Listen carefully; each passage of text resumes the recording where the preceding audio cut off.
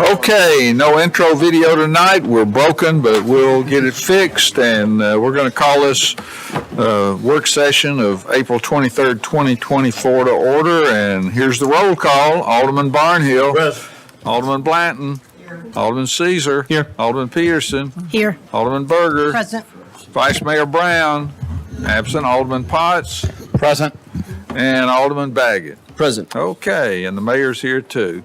So I do have one speaker card. I have Stephanie Tillotson that wants to make some comments, and you have 2 minutes. Just please come up and turn the microphone on, and we're all ears.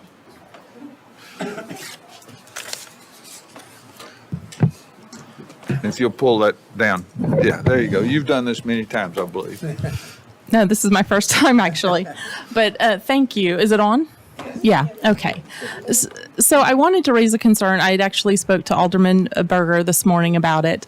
It's regarding Murfreesboro Road. I realize it's a state road, but there's a certain stretch between where the interstate overpasses to Royal Oaks Boulevard, that small stretch there.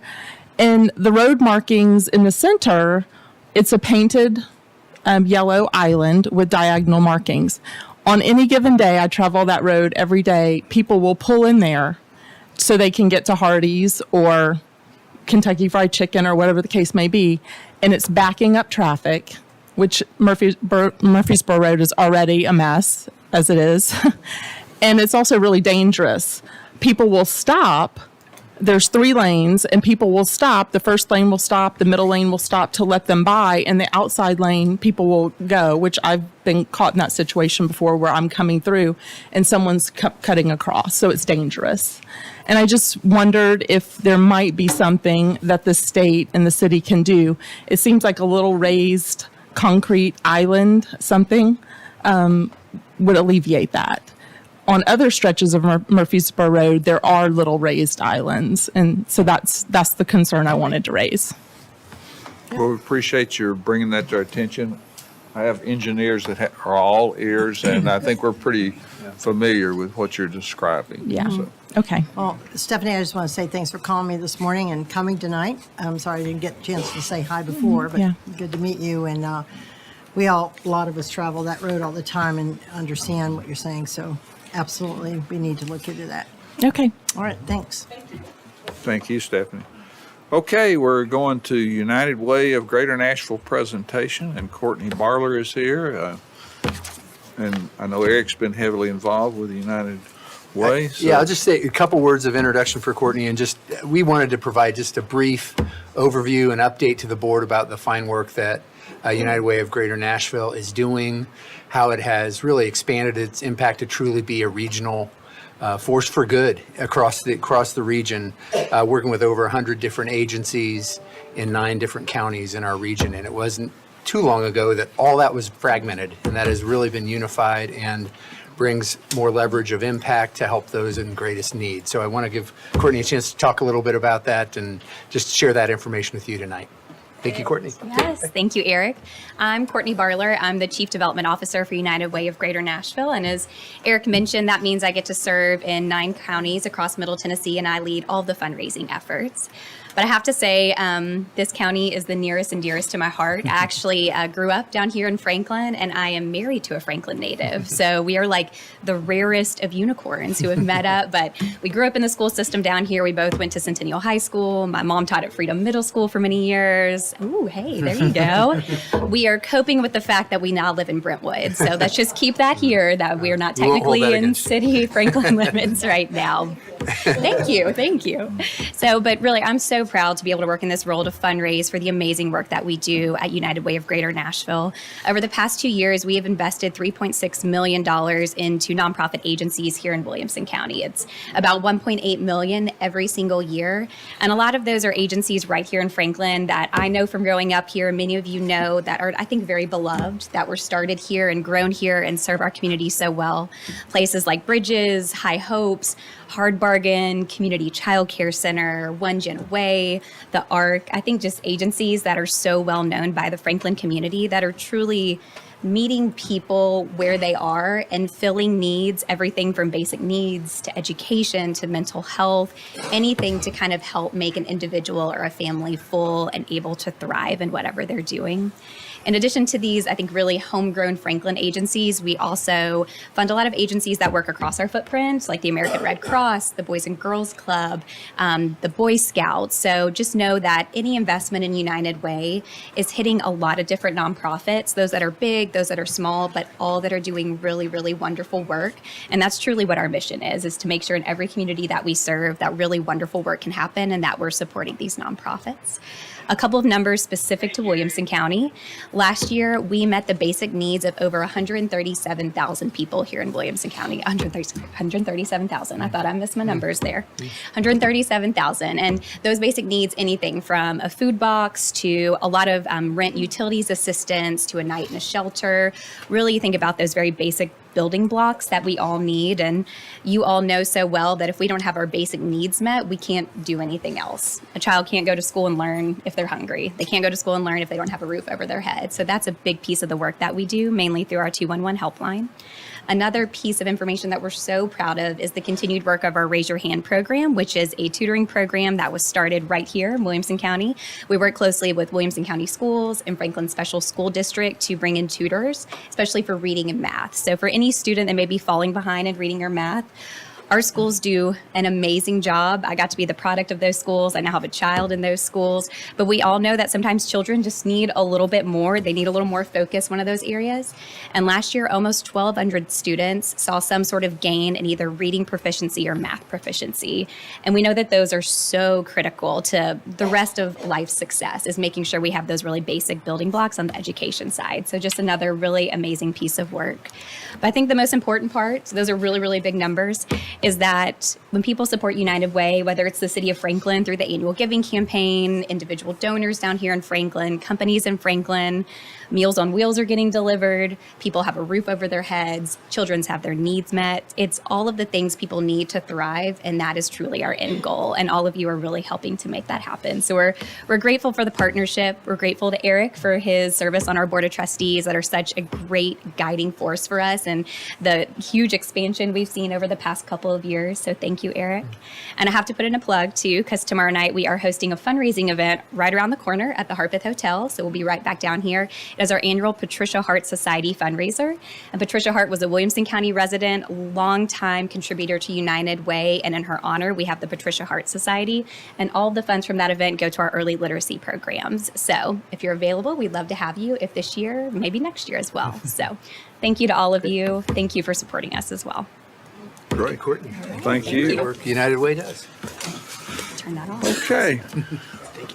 Thank you, Courtney.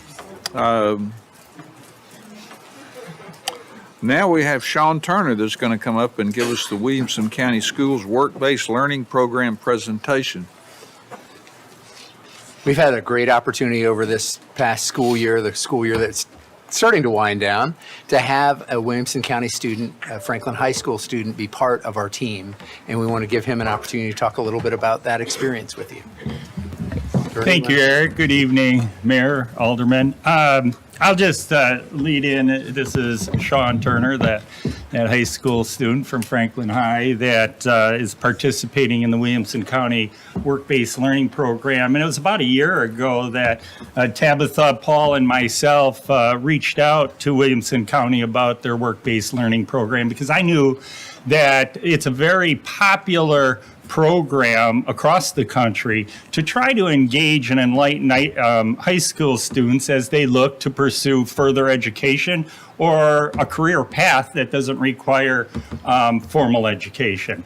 So we were able to get contacted. Again, Tabitha played a big role in that with the program coordinator, who's Kimberly Turner today. She wasn't able to join us. And Sean's instructor for the architecture and engineering program, Shane McNeil. So Sean's going to share his experience, a little bit about the program, and then a couple projects that he's been assigned thus far. Thank you, Vernon. As he stated, my name is Sean Turner. I'm a senior at Franklin High School, and I'll be attending the University of Alabama Huntsville for civil engineering this fall. I started with work-based learning this past August with the city, and I'm here to explain a little bit about what that entails. The work-based learning program is an opportunity for high school students to gain real-world experience in the workplace while earning high school credit. Students will go to their job and work as normal. We have a work-based learning coordinator. Mine is Miss Taylor. They will distribute assignments to the students, but these assignments will not affect our work that I do here at the city. They're just we do on our own time. The program requires a minimum of 5 hours a week, and it runs through the school year, August to May, but I do intend on interning with them over the summer.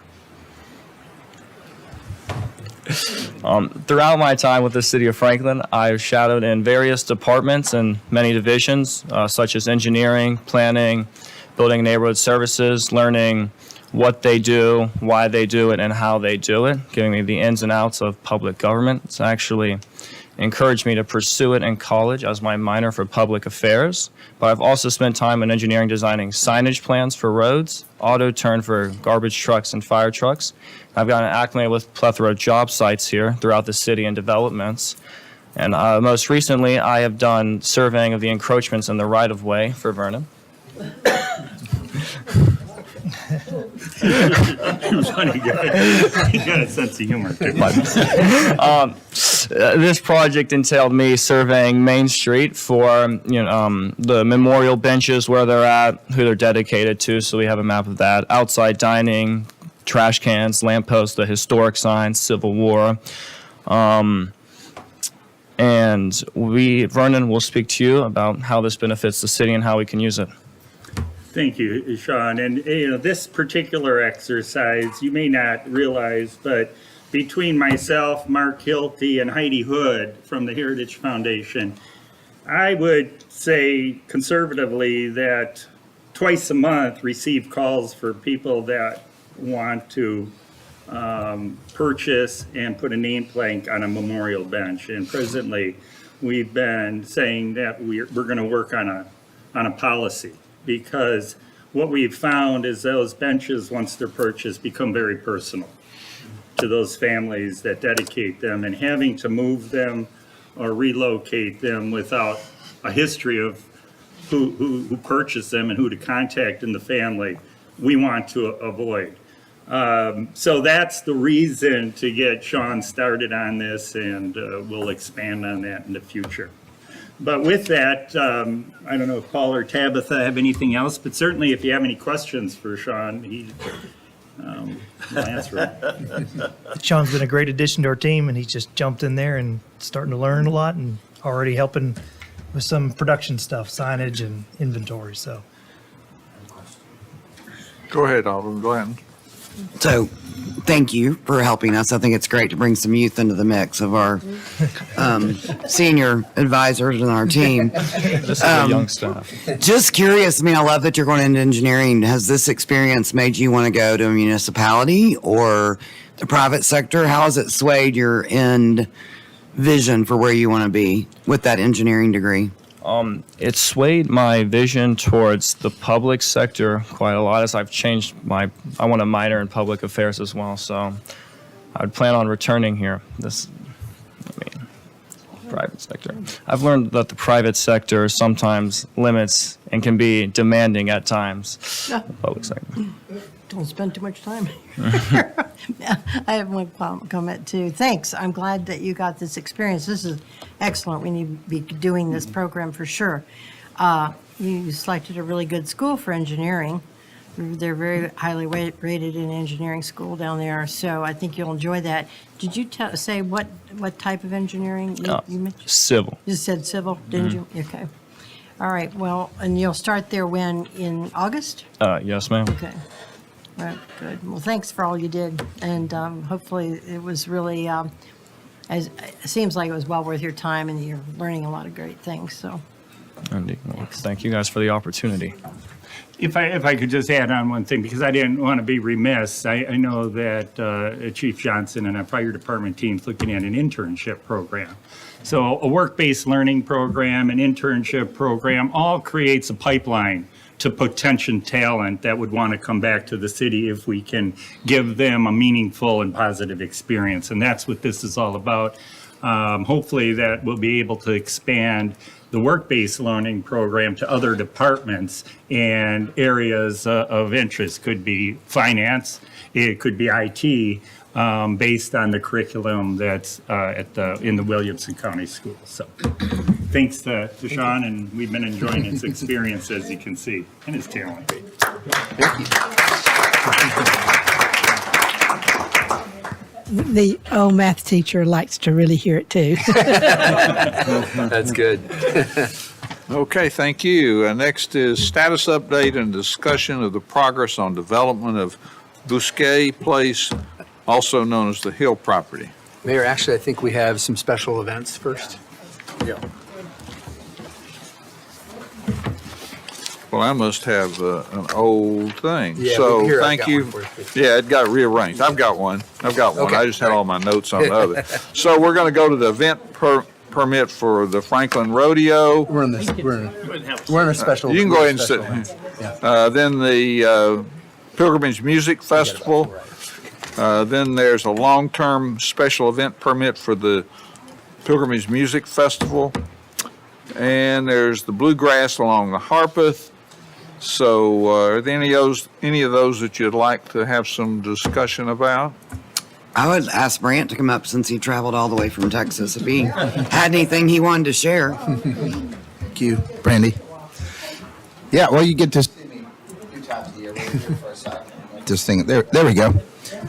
It's so good to see you guys. I do come back multiple times during the year, but this is one of the most important visits because I get to just thank you guys for supporting this event. Some of you I've been working with for over 10 years.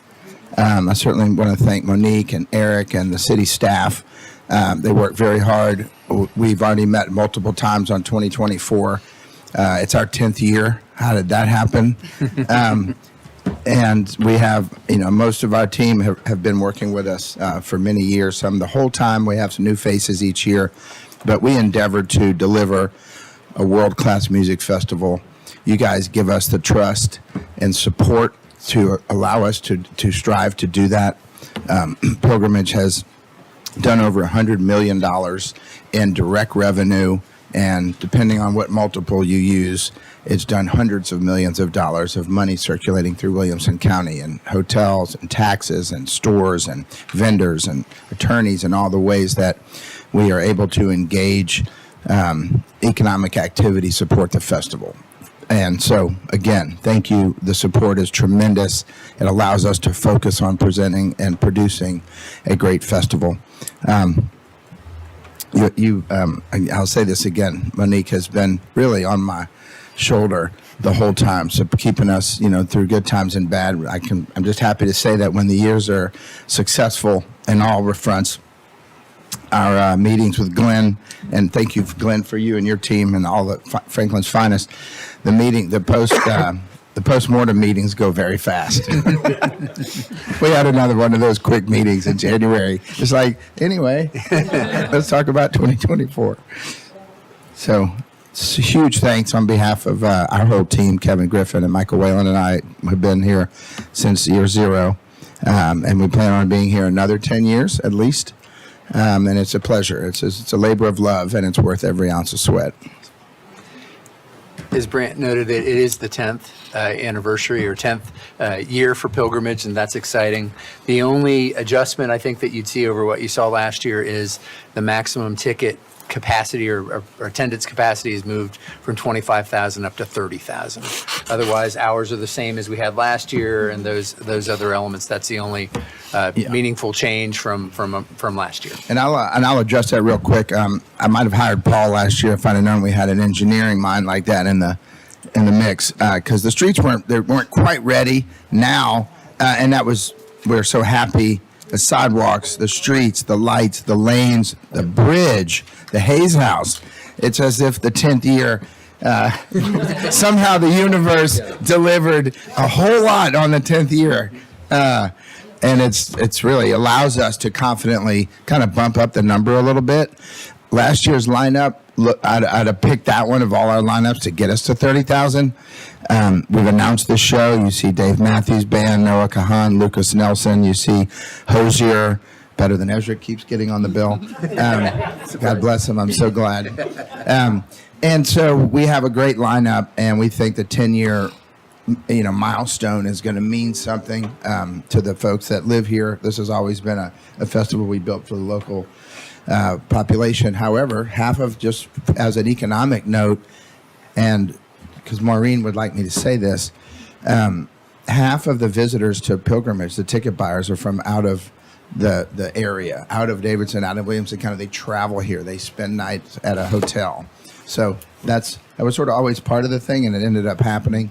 But 30,000 folks, if we get there, yeehaw, I'll be really excited. We're marketing more, and we're doing some special things about it, about the 10th year.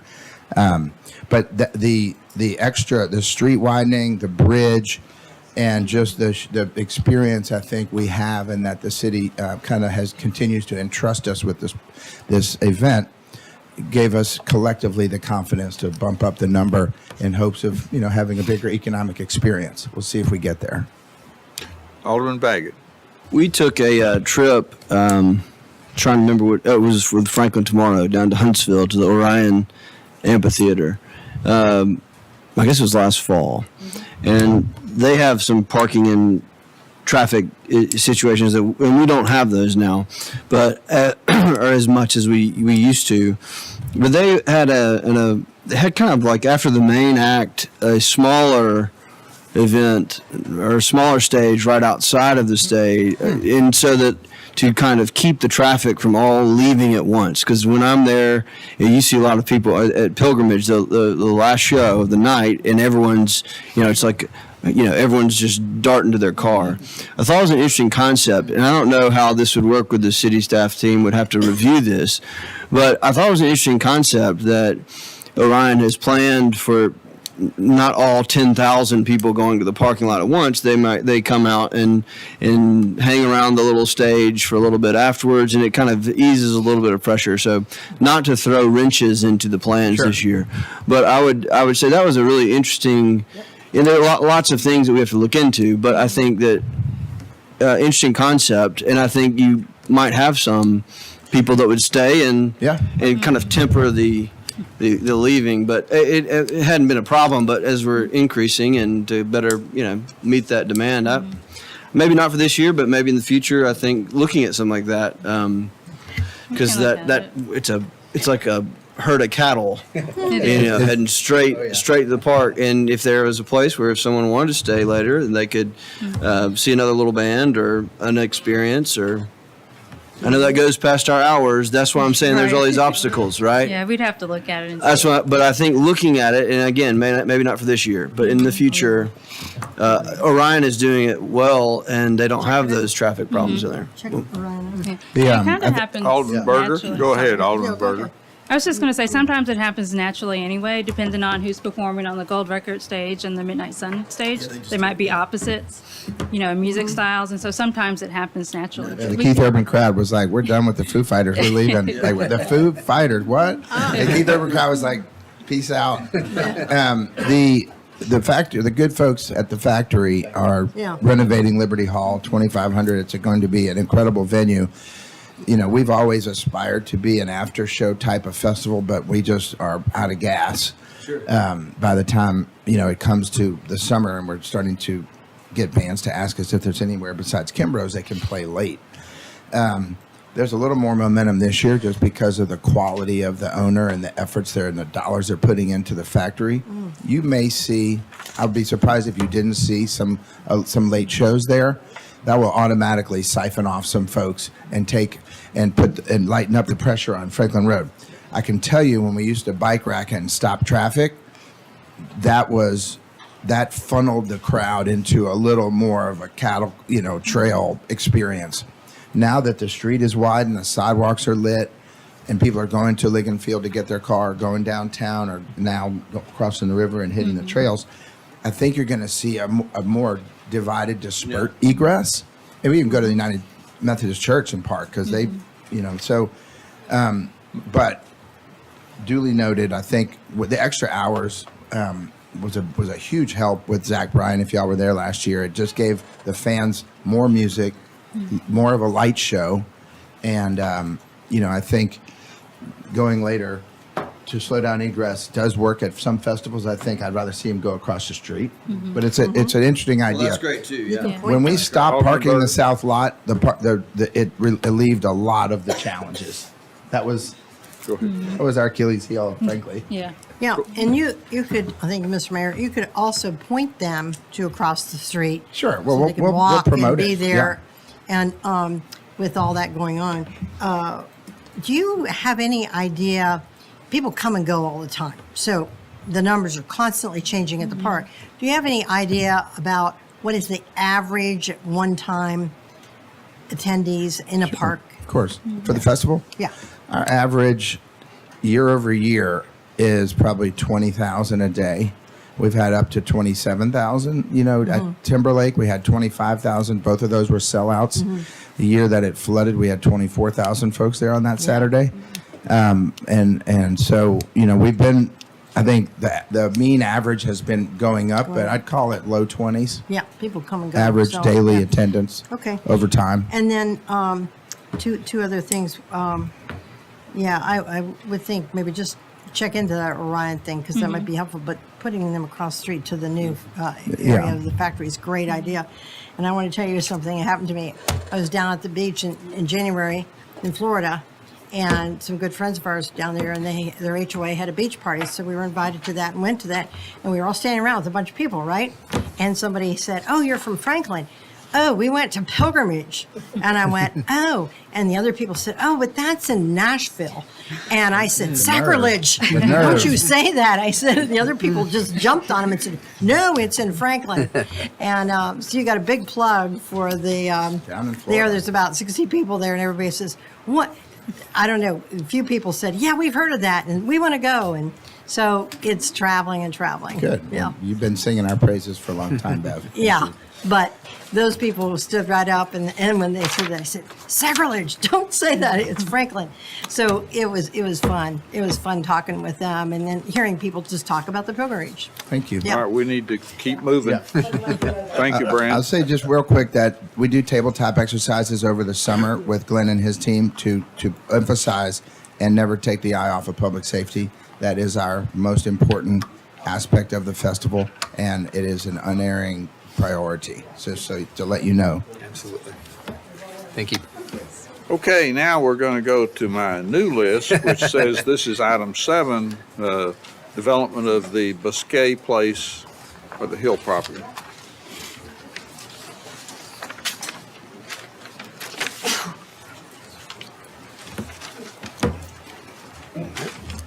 Have a team here to provide you with a little update on the Hill project. Vernon? Yes, have Derwin, as you know, and Greg Gamble here to talk about the Hill property. And the reason that they're before you is, number one, to give an update. And we have not stopped working and trying to work out some details that would allow the LLC to issue or to submit a development plan. But you may recall, going back quite some time, that the board did approve a resolution that included a letter of intent and a timing that has since expired. And that resolution called for the LLC to come back and ask for an extension. So that's what Derwin is here to do while Greg talks about the submittal of the development plan. And then also, not to be forgotten, and an important part is that we're going to update that letter of intent. I hope that you allow us to keep forging ahead in the resolution. But when we get with the development plan and come back, we'll have a development agreement that will include the request for funding. That was about 2.9 million that had been discussed, that will be a part of that development plan and discussion. But I know I said probably everything Derwin's going to say, but I'll let him elaborate a little bit and talk a little bit more about the LLC and where they're at. Thank you. Well, good evening, Mr. Mayor and Bowman and Eric. We want to give you an update on where we are and let you know we have, even though we're going to be asking for an extension, but we've been working very hard on this for the last couple of years almost now. And just to let you know, we're committed to it. We probably have spent over $130,000 on it. So let you know that we are committed and have been doing everything. It's just been a few challenges, but I think we're getting there. So definitely, we just want to give you an update on where we are, and just let you know. And I just, as always, I want to say this real quick.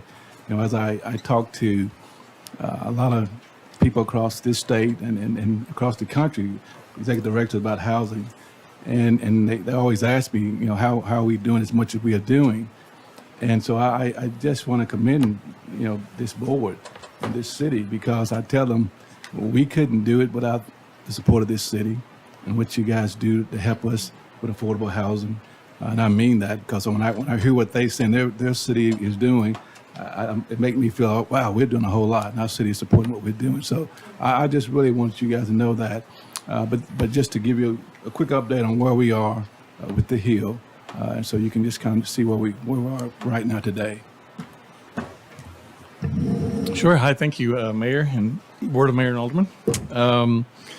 I'm Greg Gamble, and I'm the consulting land planner for the LLC. Over the past 7 to 8 months, we have been working on a second means of egress out of the property. If you look here on this first map, you'll see the swath of blue that is the 100-year floodplain that covers Hillsborough Road in this location. You'll see on the north edge of Hillsborough Road, there's an area that the blue floodplain does not cross. That area is above the 100-year floodplain. We have been working over the past several months with the adjacent Mount Hope Cemetery to coordinate an emergency egress path that would go behind Sonic across the cemetery. If you look on page 2, you can see the route for this emergency path. This emergency path would require the relocation of 2 historic columns that are located on Mount Hope Street. And that gave a lot of concern to the board of the cemetery. We then started working with Jimmy Wiseman, Paul Holson on an alternative route, which you'll see here on this second page.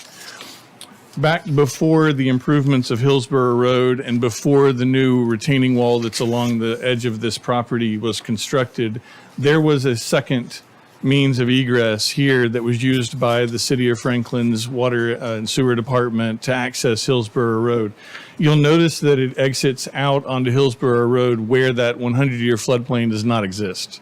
And it's clear from there to the Kroger Shopping Center above the 100-year floodplain. So by creating an emergency egress path on this side of the property, we can leave the cemetery the way that it is now. We don't need to disturb anything on the cemetery or remove columns. This path, this emergency egress path that will exit out onto Hillsborough Road, will be used as a pedestrian path during a normal day. It will allow the residents who are here to access the grocery store and the shopping that's down at the bottom of the hill. But during an emergency event, it'll be designed so that vehicles can exit the property.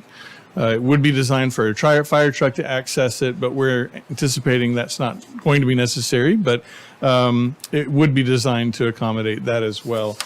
Next page shows you our calendar. This shows you the list of items that have been completed to this point.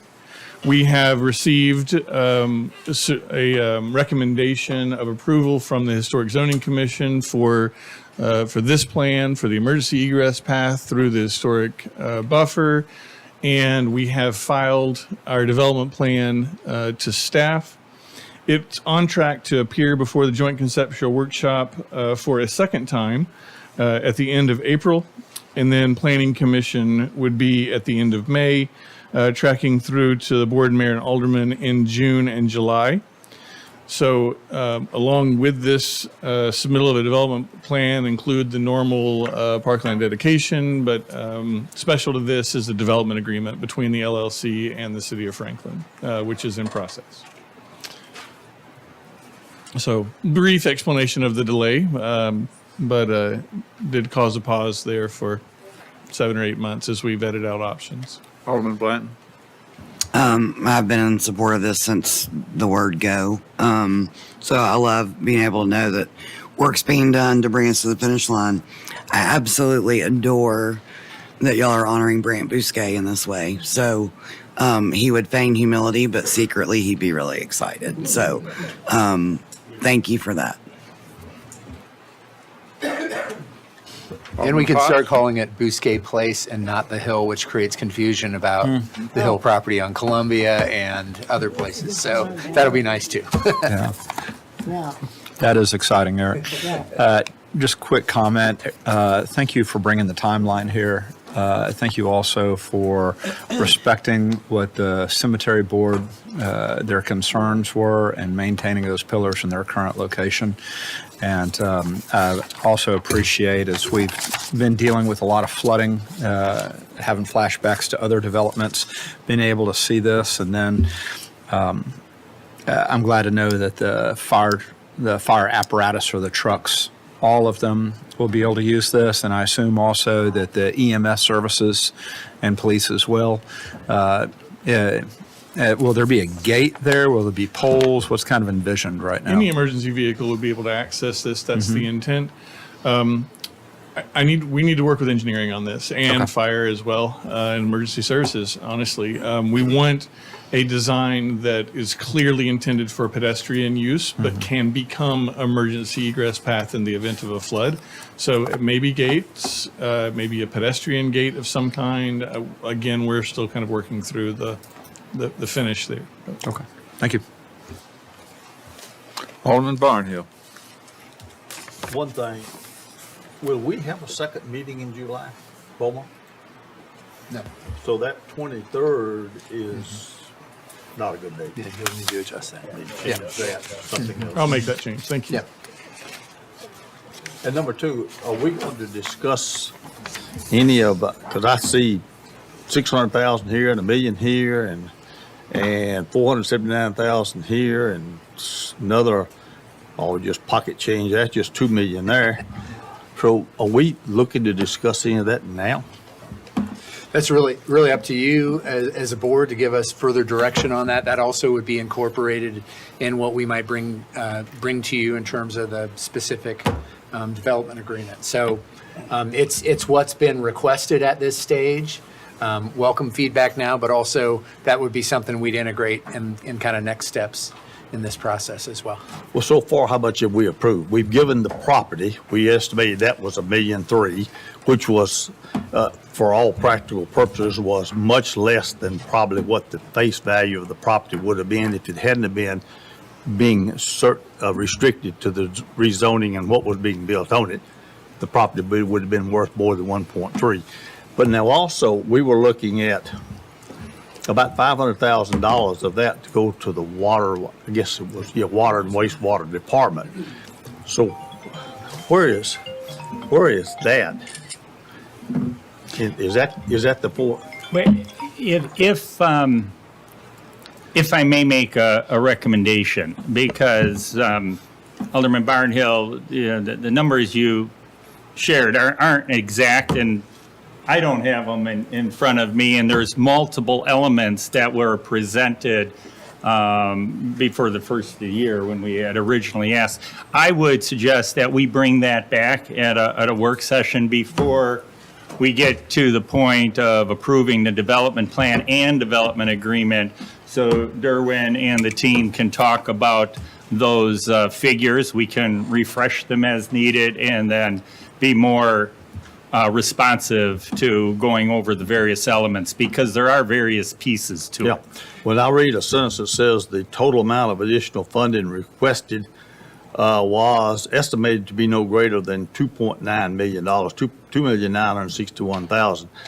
That does cause a little, I don't know, the heartburn is right. I probably over the heartburn portion of being an alderman now on whatever the financial numbers are. But that does cause me some concern, and we need to look at that. And I would think that we would want to sort of itemize, list those things as it's coming down through there and show what we have done so far. But I was pretty well correct on that 1.3 million. Well, the 4.79 is definitely the amount that would be owed to the water management. Right. Because they own a portion of the property, the other portion is owned by the general fund. Right, if you so will. we were going to, for the lack of a better term, which is, we will eat that, but we needed to make sure that the wastewater department was whole. Yeah, you've got to keep the utility whole. That's one transaction that you'll need to do in this process. And as Vernon says, we can lay that all out. You all need to think through that and give that direction ultimately, and that'll be part of this process. And also the county is giving. Contributing Contributing That is also. correct. To some of the water and sewer infrastructure with ARPA $1 money. million. Yeah. So is that? That's in the project. That's That 1 is million not part of that 2.9 million. That is separate from that. But our 600, so that is, the line item breakdown would be great. I don't want to try to figure it out on the spot. Yeah. Line item would be break that great. down for you more complete, comprehensively, and Because I think as part of the there's discussion. broad support. I'm sorry, Mayor. No, absolutely, Alderman. I think there's broad support for this, and we've had some conversations on this. There's a point, and we're getting 31 units, and maybe that's because of our zoning and our planning documents that get X number of units because that's how it's, zoned, and that's our planning and requirements. I want to make sure. I don't know how to say this without it sounding like I'm not in support of this, because I am in support of this. But I think when you put on our financial hat, and if we're looking at $5 or $6 million, at some point you have to ask, well, how much money? Like, if you could just have $5 or $6 million and go develop somewhere else, could you get more than 31 units and actually help and do more with our problem? I'm not saying that's what I want to do, but I think these are, apart from this specific project that I do support, I think we have to start looking at this as a city and start thinking about getting the most mileage out of our dollar, in the future. We're giving the land, we're doing all this stuff, which is all great. And I think it would be hard to find something else appropriate for this location. So, like I said, I'm in support of it. Philosophically, we can't, this is not a sustainable model for affordable housing in Franklin. And whether the issues are the property or the issues are in our zoning or whatever, we're giving $5 million, 4 or 5 between the county. We'll see the line item. We're contributing quite a bit. We're getting 31 units. Now, there's another development that I think y'all are partnering with over off the interstate and getting 200 and something units. And it's a different kind of deal. I get it, and I'm good with that. But we didn't really put in a dime of city dollars on that deal, and we're getting 200 affordable units. That's a tax credit deal. It's different. But I was just saying that I think we have to, at some point, we're kind of down the rabbit hole in this one, and I support it. But philosophically, we've got to make some hard. I think this is telling for us as a city staff, as a city alderman, of this is what actual private development is having to deal with to build affordable, and something isn't working because the math is not working, because we're having to come in and pay for this difference. So how do we fix that? We have given ourselves a case example of why there's no affordable housing in Franklin being built, right here. Look no further. It's right under our, and you can argue with me, but this is the issues that we're seeing here. This is why there's not a more affordable housing being built. And I don't know why. And I think this is an exercise. I think we need to figure it out. And I think we can learn from it. And I think staff is learning from it. Yeah, and it's not just a city question. It's an overall development. 100%. The cost to develop. And not just driven by city, but just. Oh no! And if I sounded like I was not saying it's a city. I think this is a case example of just in general. Mm-hmm. And I think we have a lot to learn from this. And I think this could be some of the most movement that we can make as a community, learning from what we've just gone through, if we really seize that moment. And I think it's worthy of doing. Thank you. And we can frame that discussion both in terms of what the board's being asked for, but also the broader context of the development as sort of a case study, if you will. Absolutely. I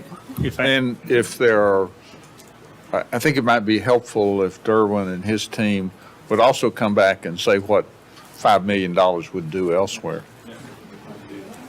And to be clear, the city is not putting $5 million into it. Yeah. That is not the ask. I should not have used that number. Yeah. I want the We line may be item able to number. pull that in from Correct, whatever it is. Yeah, whatever the number is. Go ahead, Mr. Girth. Oh, I just wanted to echo what has been said here, because this is an exercise to help enlighten us of what the challenges are. And this isn't just Franklin, it's communities across the country.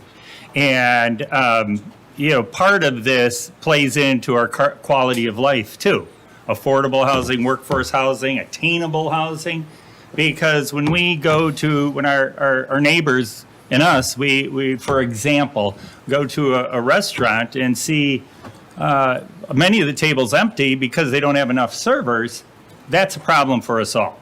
And that plays into why we have a diverse housing stock in the community. But again, we're not the only ones facing this issue. It's existed a long time, and it'll continue for a long time. But you have some resources to call upon. But this exercise really enlightens us to the true challenges in this instance. So thank you for that. Thank you, Derwin. One more question. Derwin, how many units are you responsible for out of the 31? Out of the 30. Out of the 31? What do you mean? You. Franklin Housing Authority.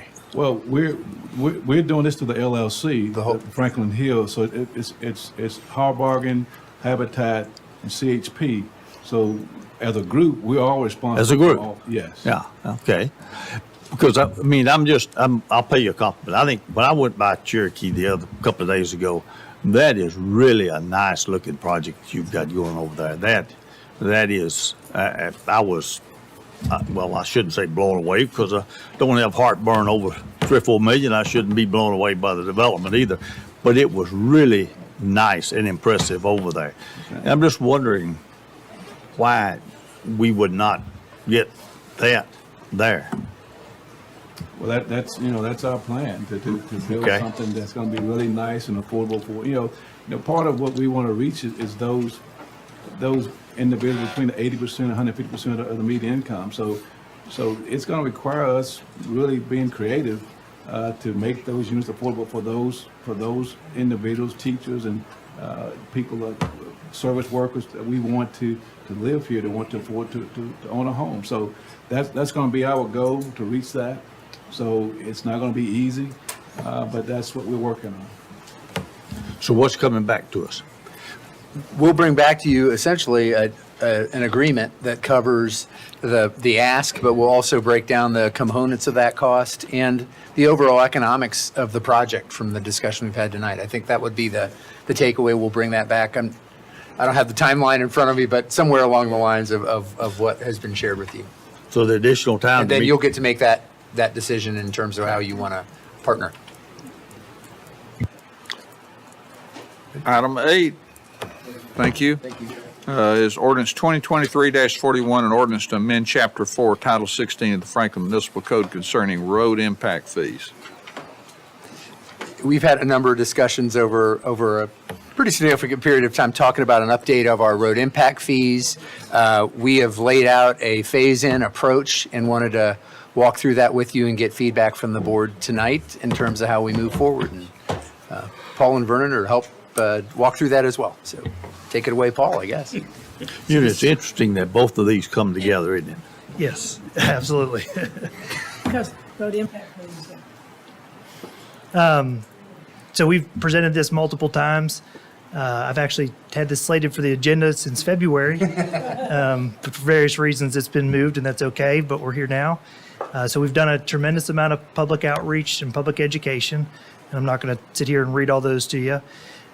A summary of what are the major changes being proposed is that we're going to adjust the impact fee annually based off of Federal Highway Administration National Highway Construction Index to try to keep the cost more current. And then the other major change that we made was we incorporated different size single-family detached and attached structures as it relates to the pricing. For the proposed implementation, this has changed a few times, but what we're proposing now is the first increase, which would be half the increase, to happen January 1st, 2025, and then going to 100% of the 2023 100% of the impact fees on January 1st, 2026. And then starting in 2027, we would start increasing it based on that National Highway Construction Cost Index. Again, we've done as much public education as we possibly can. At this point, we're looking for any and all feedback, and we're prepared to bring that ordinance forward as soon as you're ready for it. Happy to answer any questions.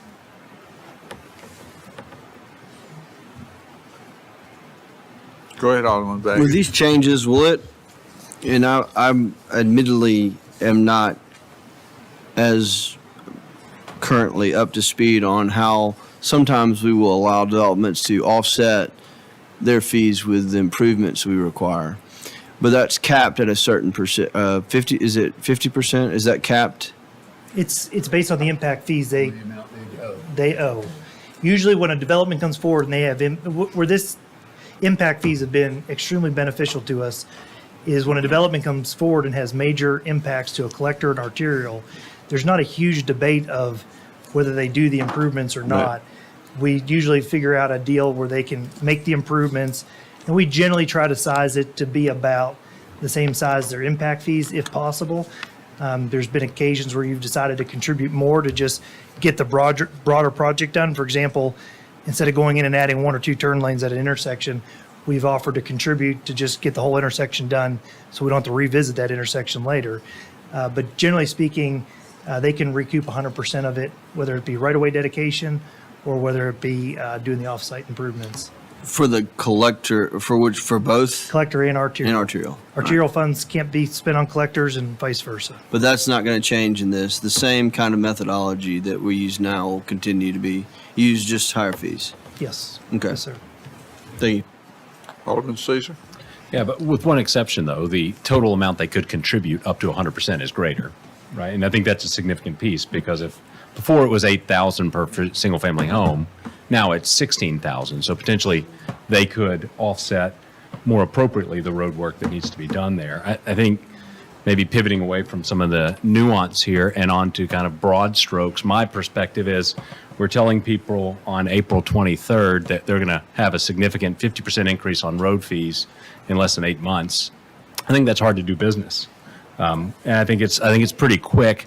I think 50% is a big percentage for us to be communicating out in this short a time frame. My personal perspective here, I don't oppose us right-sizing the impact fees, but I think we need to be a little bit more intentional and give those who are doing business and building homes and communities in our cities a little bit more runway to build some of these projects, and consider the additional costs, because we've not been necessarily consistent with what that may be, because it's been in flux. And so I think out of respect for those who have built in the past and who will continue to build in the future, maybe we need to give them a little more runway. Would it look like the second date? I would say, though, I don't know that we need to. That's 2 years. That's maybe the first date, a year from the time it's passed. But the second, January 1, 2026, that is almost 2 years. 2 years out. But maybe the first date adjust. I think it's more the 50% and the first date. Those two together make it really hard if I were trying to build a project and had a budget in place.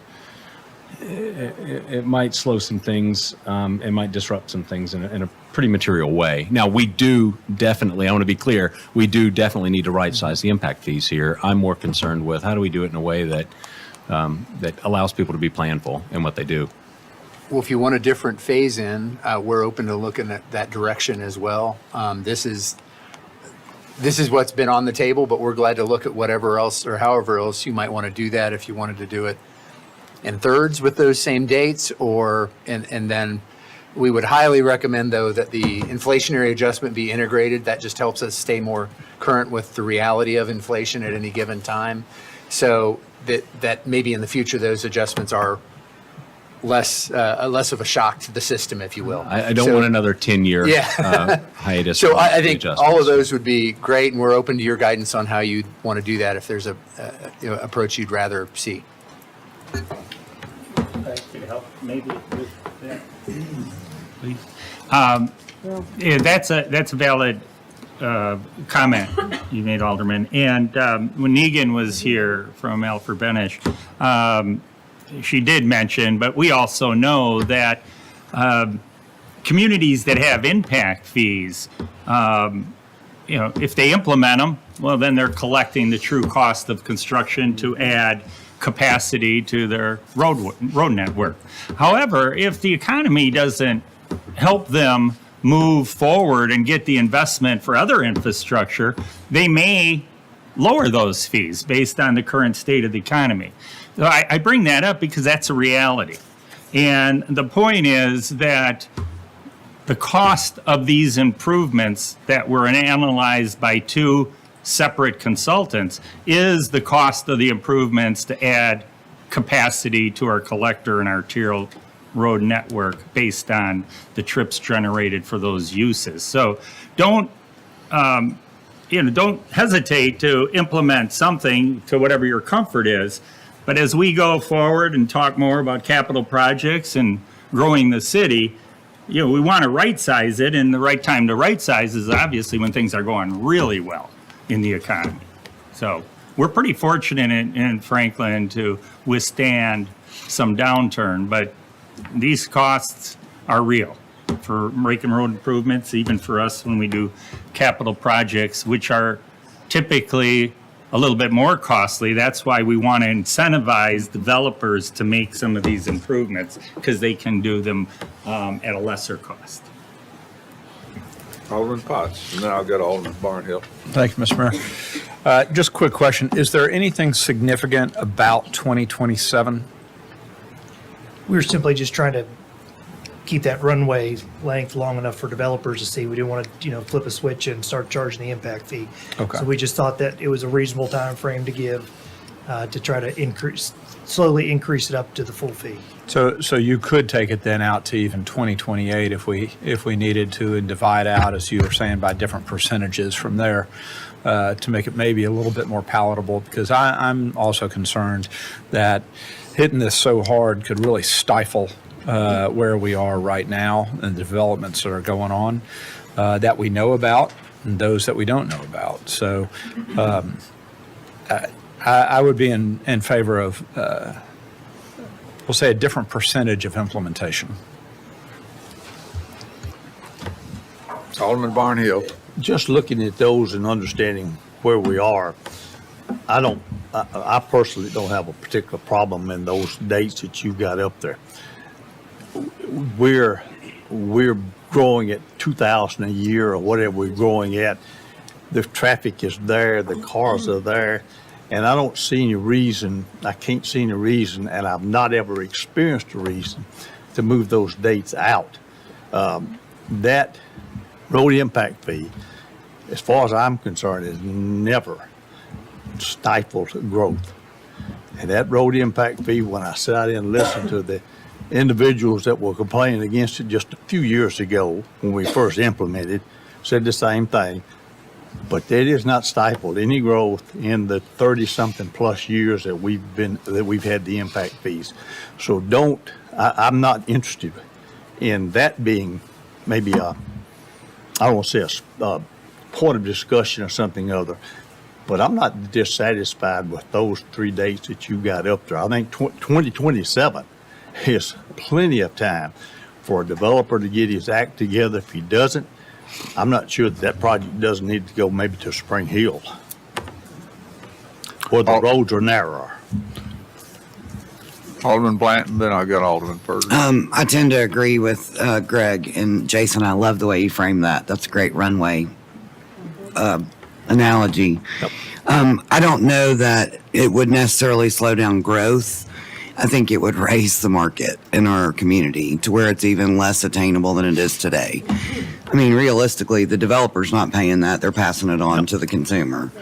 So I when you said a third, that one kind of sounded good to me. But I do think that kind of like stretching it out a little bit further. I know that we do a really great job of talking to the design professionals in which we have a relationship. So they're aware this is coming. But it doesn't mean that we don't need to be a little bit more aware of the people who might want to come and develop in our community who get sticker shock too. I would be curious to know, and I should know this, so I'm going to bust myself. the ones that we have that are already entitled and have not even put a shovel in the ground, what's the grandfather scenario for them? Is it when their entitlement is expired, or are they still locked into the old road impact fees? Eric's like, I got it's this. that building permit. Building permit. It's building permit. Okay. The vesting that you alluded to, Alderman, it only pertains to the regulations, not to the cost of services and, fees for making improvements of this nature, sewer, water, parks, road impact. I will add to why I'm speaking is that, how you raise the fee, we want to get guidance so we can get the ordinance before you. But as developments come forward and are going to be required to make road improvements, that translates into those developments that are required to make road improvements that add capacity to collector and/or chill roads. Those costs then won't be covered by the fees they pay. So it doesn't happen to every development, but I did want to highlight that. Yeah, the flip side of that is you don't get as much reimbursement for the work you may be doing on our behalf. So it does cut both ways depending on the nature of the improvements you might be doing. I see Alderman Berger's still working on her comments, and I would make a comment. Oh, sure. You want to go before me? Oh, no, you go ahead. But I was going to say, if the board decides that they want to create a longer runway, I think that we should create a sooner runway as far as indexing. But I'm fine with what this is personally right now, because I think you make the point that building a road costs what it costs. Somebody's got to pick up the tab, and that's our other taxpayers. Alderman Berger, and then I've got Alderman Peterson. I didn't skip over you. I already had her. I definitely want us to go with a different scenario here. We've got to stretch that out a little bit. I just don't think I'm not comfortable with how it is right now. I just don't think it's fair to do that. And we all know that this is like, I don't know, to me it's so frustrating because we have to do this, but at the same time, long-term, how is this sustainable in the future, forever in the future for our city and for our development? Right now, our housing is $1 million, basically. You can't go out there and build a house and sell a house and turn it around for less than $1 million right now.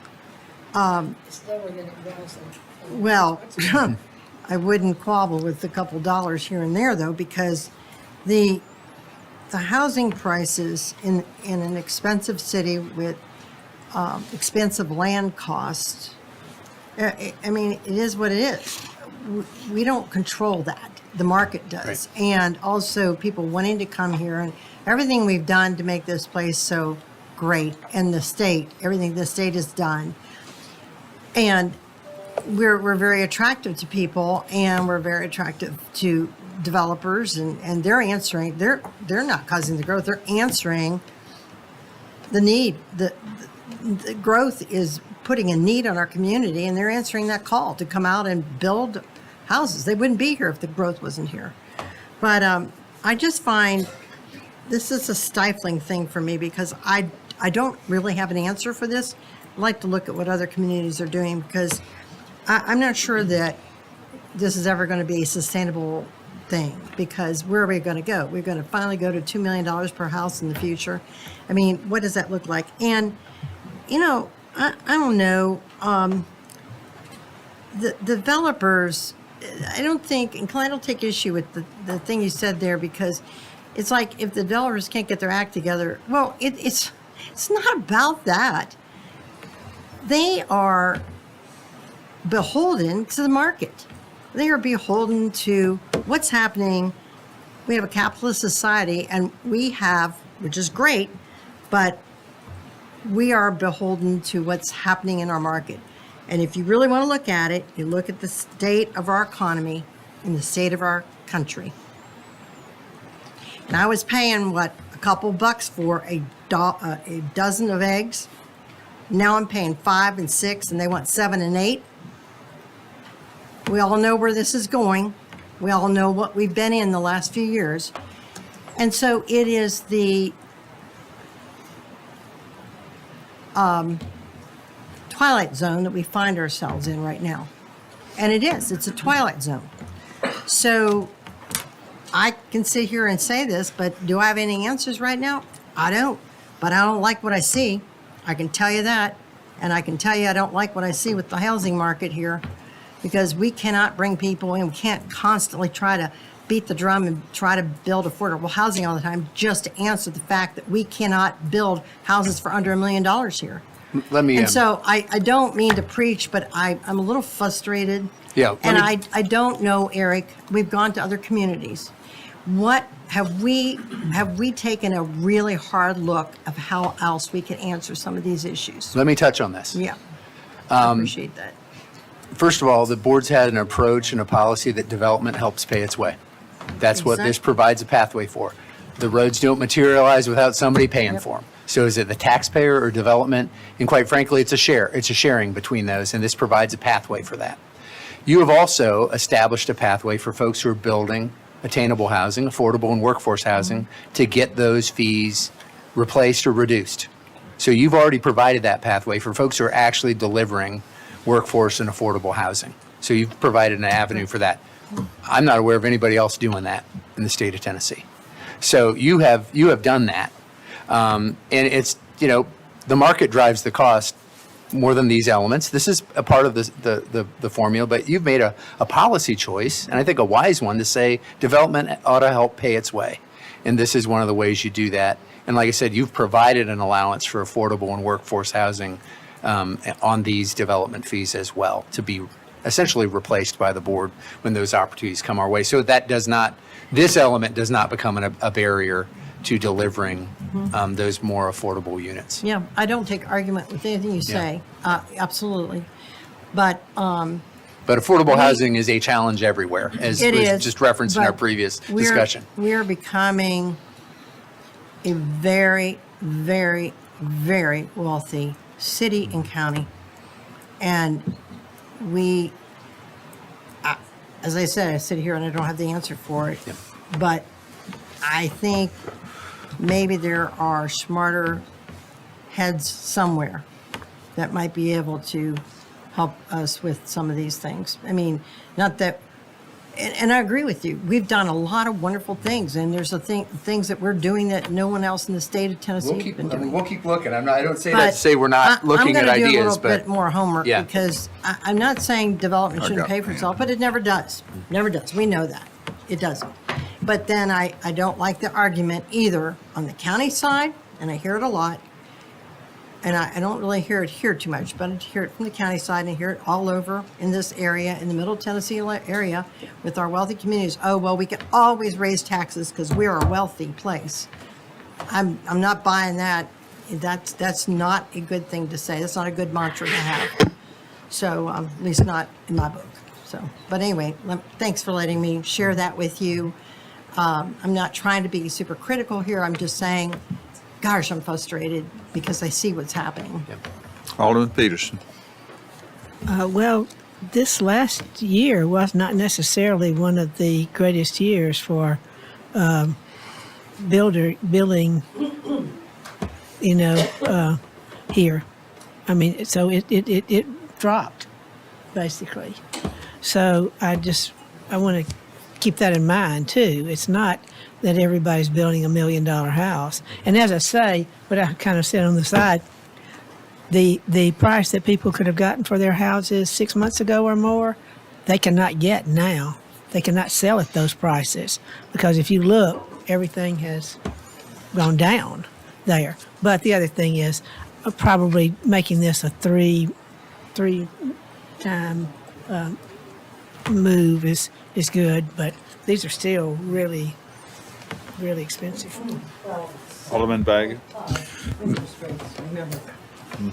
I'm going to support this, and I just take a contrarian view here, and Alderman Barnhill I agree with.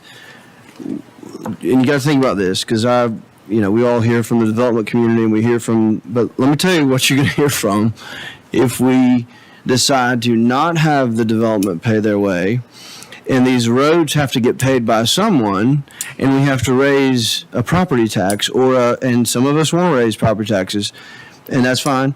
But let me tell you what, we get developers who get in our year and say, well, we can't do this year because my project's going to be done this day, and and I'm going to have $2 more million, and I empathize with that, first of all, to all the developers listening. I do. And so there's an element of fundamental fairness that we have to, for the developer who maybe 9 months from now, they enter into a contract where they couldn't get out, and they're going to have multiple millions of dollars of losses because of some of these fees. That is a possibility, which I would like to avoid in how we implement this. So a phasing is good, but 18 to 20 months out, I don't believe the risk of the financial risk to that person, to that developer who was not expecting these is as great as it is in the next 9 months, which are 10 months to get to the January 20th. So maybe a phasing, but I don't really see much reason to extend it past 2026. I think contracts can be avoided or renegotiated within that kind of time frame. I think development plans can be changed. What I'm telling you is this tells me one thing, is that we don't have enough money to pay for roads unless we take drastic measures on impact fees. And if we don't take drastic measures on impact fees for roads, then we'll have to take drastic measures on the taxpayers. Now, let that sink in. And it is a bit of a diversion from some of my previous positions. Now, water and sewer impact fees, I'll retain the right to continue to have opinions on those increases. But for this, if we make it fair and maybe engage the development community and really understand the time frame that is fair, so that people don't take financial losses because of this decision and timeline, I think we have to be prudent in that. But the quicker we get to an actual fee for the roads we're building, the less risk to the taxpayer. And we're here because, 20,000 people said that you need to look after our money. And some of y'all, 80,000. And it's... That many people vote, that sounds good. Good point. Let me say that on the mic. Not that many people vote, but it sounds good. But I don't just represent the people that vote. And so I think we've got to...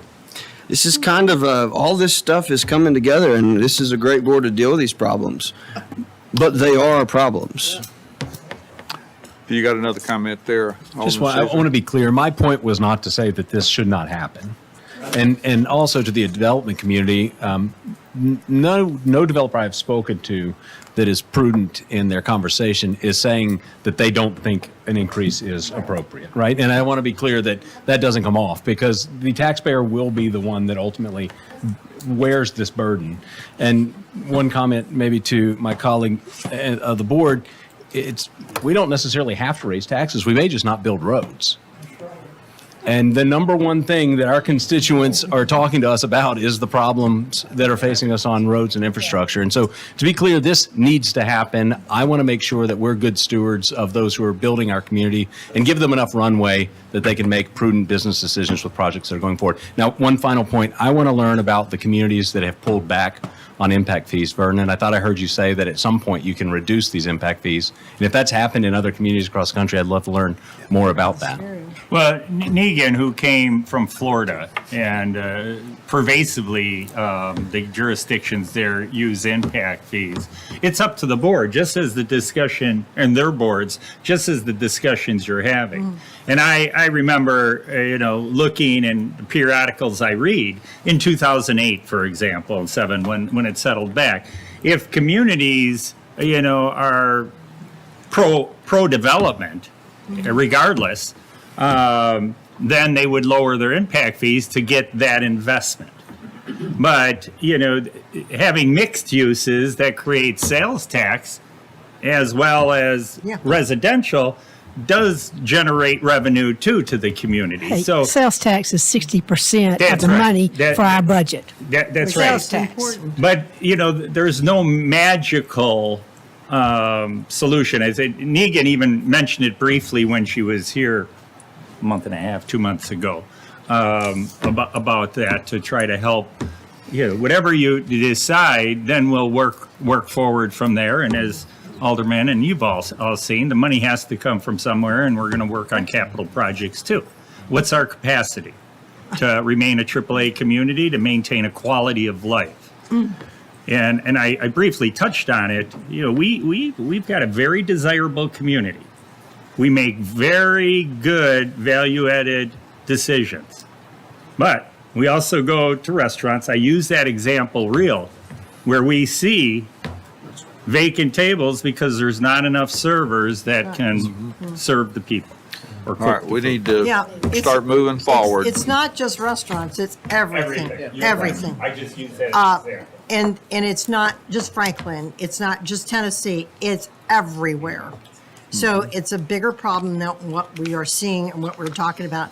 But I just want to be clear too, my frustration is not that I won't support raising our fees. I mean, we know we have to have these, but I do think we need to stretch them out just a little bit. And also, we talked one more point. We did this a number of years ago, but I think we need to be talking to the voters and the citizens of our city and saying, because we hear all the time, roads, roads, roads, roads, roads, and then we hear roads, roads, we keep hearing the same thing. So a lot of people I've been talking to, we have had this discussion. And they said, what if you raised taxes and then dedicated it just to improving some of your city roads? And I think you all talked about maybe doing some work with state roads as well, maybe partnering and seeing how we can do that.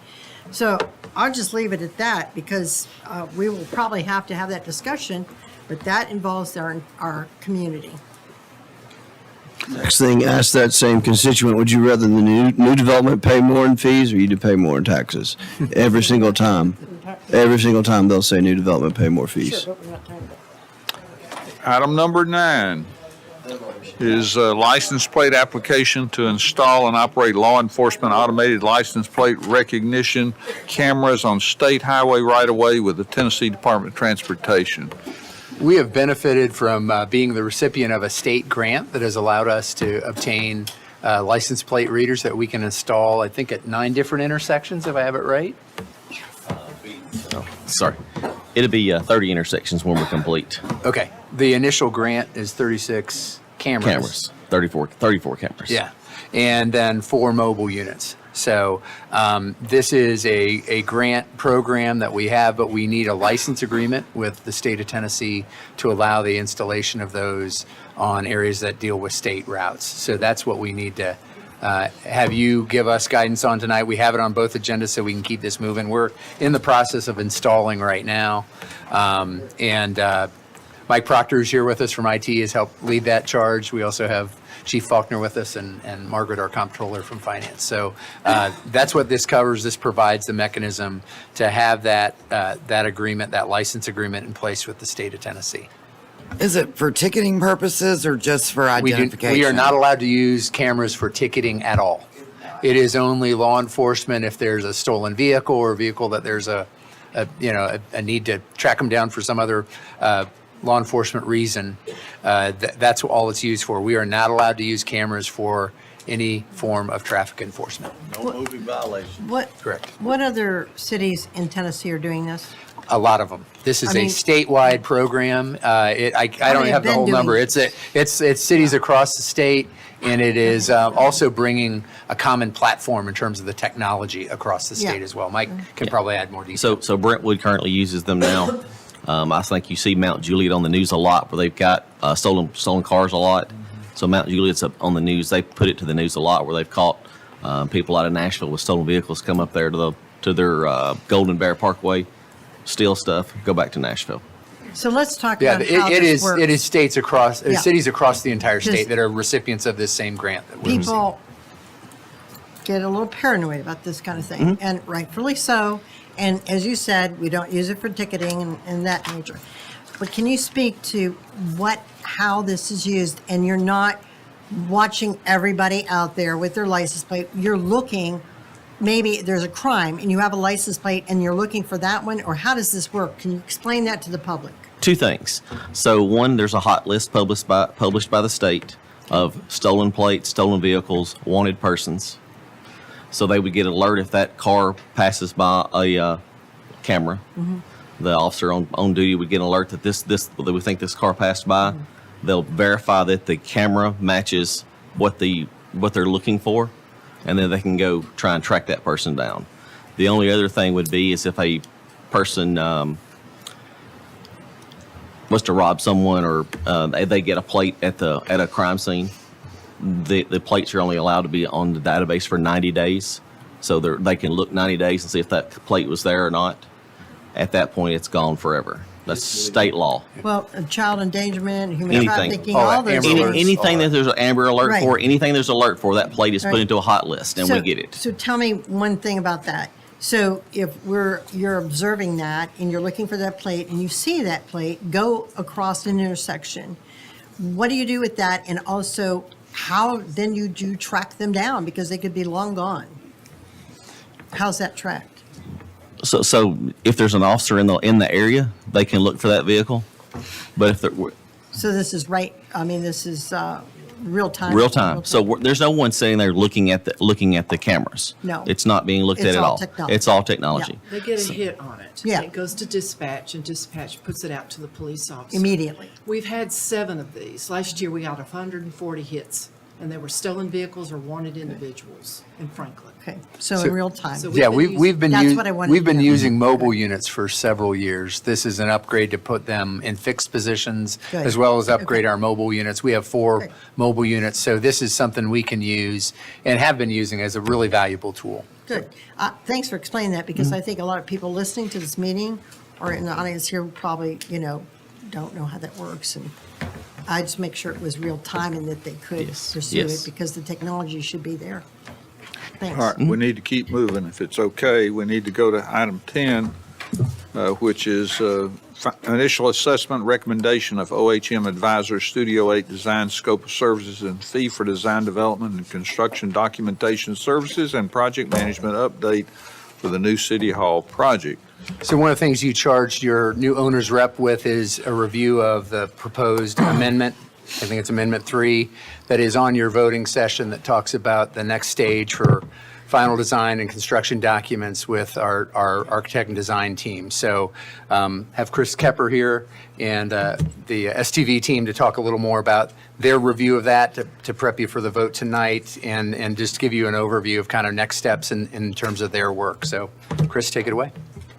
Thank you all. Good evening. Yes, we've reviewed the architect PSA agreement, and we do recommend moving forward with that agreement and letting them start or finish their SD design and move into DD design. Most of the language was addressed around collaboration and catering to a true CMAR agreement. So if we're managing that scope and that architect, we're trying to take care of all the risk. And some of that risk was just to make sure it aligned with the CMAR process. The rest of this presentation, it should go fairly quickly, but we've already started working on our shared site. The shared site is a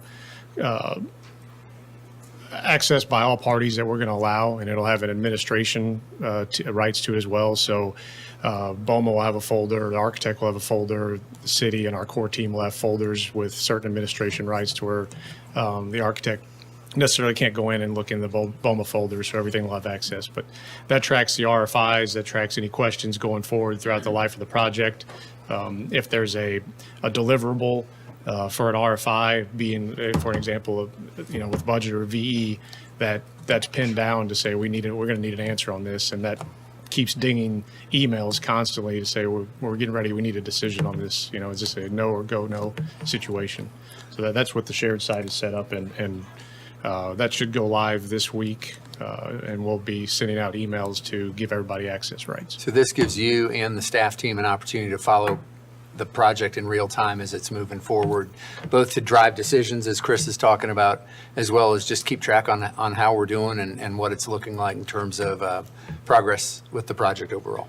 And it discusses the budget, it shows the whole dashboard of the project. We're working on WBS structure codes to where each line item can track in certain budgets. Here's a quick picture of it. It's a snapshot before this goes live. This is kind of what it's going to look like, and you'll be able to go in, click on files, transmittals, whatever bucket you're wanting to dive into. And very user-friendly.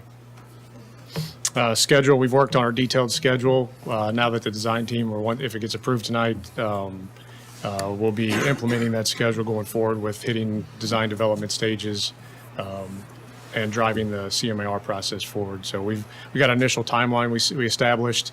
I'm going to flip back and forth here. It's a lot more friendly than a true P6 schedule. I didn't think anybody wanted to look through 60 to 80 pages of a schedule right now. But we do have a general timeline talking about the architect agreement. The next steps and one of the deliverables at the end of this presentation is getting the CMAR advertisement out this coming month and having it ready before the next BOMA meeting in May. And then move quickly into the CMR selection procurement process, working towards city moving, getting their new transition space, and then setting up the demolition package. And that goes back to with the architect's agreement is being able to establish those early procurement processes, those early design packages to where we can grasp a demo package early on or a site utility package early on. And then second to last, the RFP we've got the draft getting ready to go out. We're going to start getting ready to advertise, put it on the city website the first week of May, and be ready to start getting some selection processes coming in. Right now, we're in the middle of marketing, trying to generate a lot of interest into the CMAR, the GC market. And right, we've got a lot of potential. We've got probably, I'm going to say 5 to 7 that have shown interest already, and we're trying to drive that up to 10 to 12 at this time. But as soon as it hits the streets, that's when we'll really start pushing that it's out there and aware. And then the last slide here is kind of the cost analysis.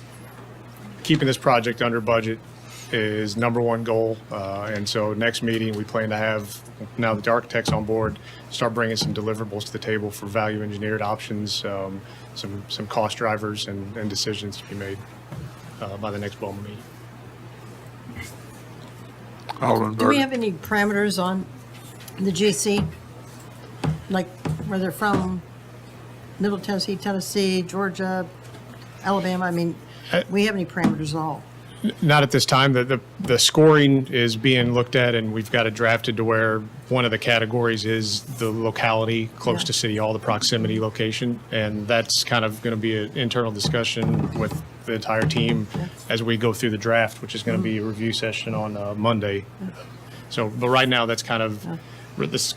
We want as much interest as possible, but we also want to score it that allows, a local proximity to the project. Yeah. Oh, I mean, I'd love to have whoever the GC is be here in Tennessee, but I'm not opposed for us to looking around because we really need to do the right thing to get the right company Absolutely. for it. So I don't want to be hamstrung with that either. All right, thanks. Competition is definitely our friend. Oh, it is. Right now. Okay. So, Did you have a question, Alderman Barnhill? Go ahead. yeah, maybe I have a comment. So you're looking tonight, there's a $5,350,000 item on the agenda. A yes vote out of that releases that to you to go back to the design team to continue the design process. Has all of that design work been done, or a portion of that been done, or where are we on spending $5,350,000? Because I'm under the impression that you should be looking for ways to not spend. Okay? So, but we could have done that last month. If we wanted to do, if that's what we were looking for, that's not what that's not what I was looking for. I was looking for ways for you guys to look at this project, and you say it's under budget. That's $99 million right now, is it not? Is it not? Is it $99 million? That's what we've been looking at for the whole time. Well, you have a number from schematic design. Right. Yeah. And you need to populate your design team. None of that money's been spent. Right. We're waiting for you to give us the green light to move forward so that this design work can happen. And that's a companion to be able to do the value engineering that the owner's rep wants to drive here. So Okay. you've really got to move into that portion of the process to be able to bring decisions back to you and for us to work through those opportunities to look at that budget and look at ways to drive that cost down potentially. And the reason, one of the things is the reason, if we're looking at the discussion of City Hall interim space and recommendations, and really and truly, we're not there yet, but there's none of that that's even under budget on what we've been using as a number that we budgeted for, which was $2.5 million for relocation. But you had a range, it's within the range. That's what we'll be talking about next. Well, it's in the range because the range on what we looked at was anywhere from $3 to $8 million, or 3.9 or whatever it was.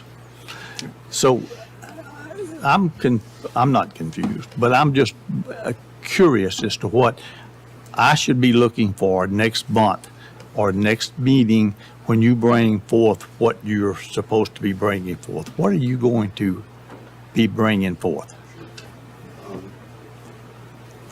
There we go. Sorry, not good with technology. Yeah, so I want to go back to your first question because I don't think we answered it fully. So let me try to do that a little better. With the review of the architect's agreement, it is the same price you saw last month. That is true. But what we did do is we changed the terms of that agreement.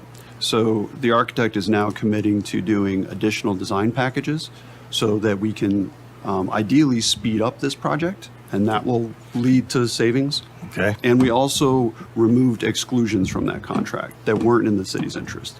So the fee did stay the same, but we feel it's a better value to the city at this point. So there is not a savings in that contract. So to be clear there. And the memo that I think you've seen includes those items that we've suggested be revised in that agreement. So that was what we focused on there.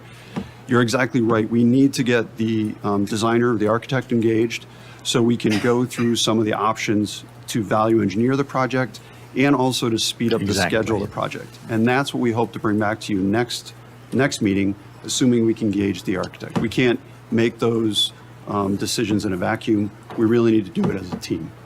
If you don't mind, introduce yourself. I'm so sorry. My name is Derek Messier. I'm with STB. I work with Chris. Great, thanks. Go ahead, Alderman. To Alderman Barnhill's point, I think it's a great point. And if you look at the memo, which was very well done, thank you, and thanks, because everything you just said about the reworking of the contract just doesn't come off the number we're voting on, but future potential savings should different things happen, and that's good. The speed up the construction and help the inflation cost down the road, some of these things that might help with that. Now, the other thing that would help we've now defined the scope as an $83 million project in this. I mean, this is not soft cost. This is a hard cost, I would guess. Everything but the soft. And it's in the memo. Yep. I think we defined the scope of the construction as $83 million. So the first question is that's probably on par with the estimates that we had gotten from the two outside estimates, right? Okay, that's good. Except, I think it is good, but I think, and this is what we've kind of tossed around, and I'm curious what the board thinks about, in working with you all, is it, those are the cost estimates we've gotten from our schematic design. But to Alderman Barnhill's point, what if we want to encourage additional value engineering and have it be board directed and I think targeted towards a dollar figure? And I'm not saying that's where it's going to end up, but at least it will give the team kind of a target.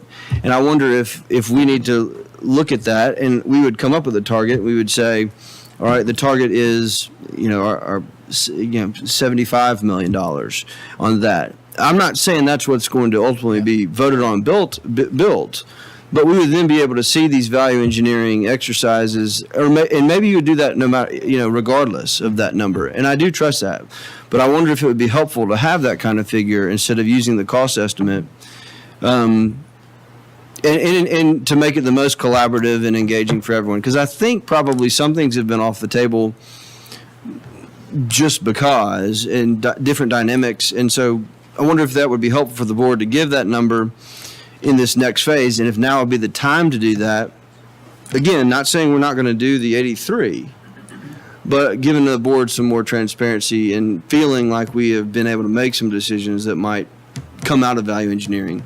If we are giving you, if you are going to the mat to value engineer with a scope of the budget that we already have cost estimates for,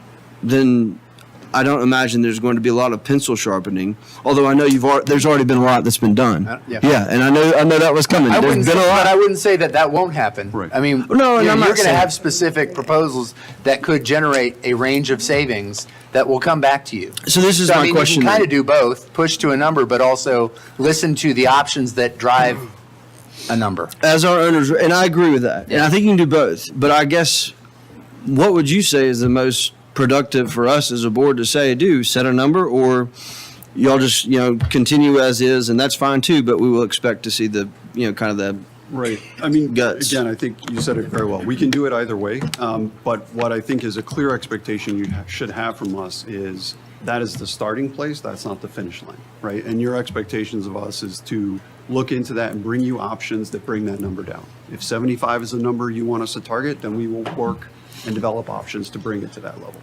If I was building a house, I'd tell the builder, and I don't have $1 million to spend on a house, but I would tell the builder, I got $1 million budget.